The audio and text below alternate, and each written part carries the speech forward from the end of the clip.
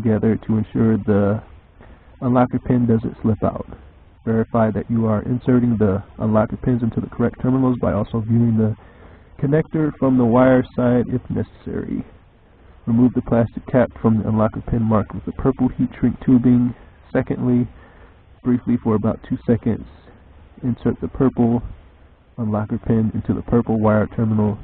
You should see a small spark, and here the column lock motor activate at the steering column.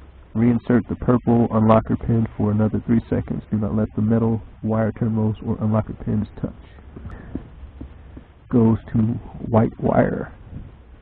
Let's find our white wire here. It is right here, the second hole over.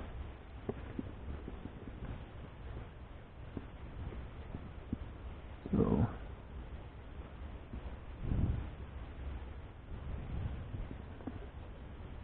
well, no, change that. It's the first hole on this side. So here,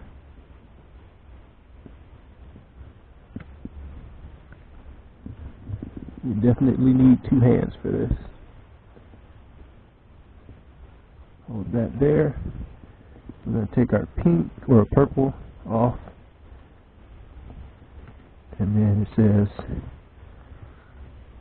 insert the purple unlocker pin into the purple wire terminal. You should see a small spark, and here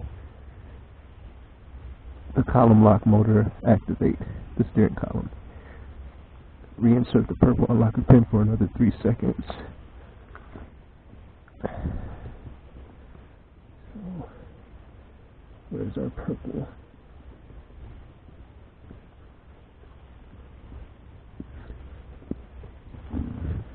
Find our purple before we do this. Our purple is going to be the second one in the middle. So this one and that one. So our black is going to go here.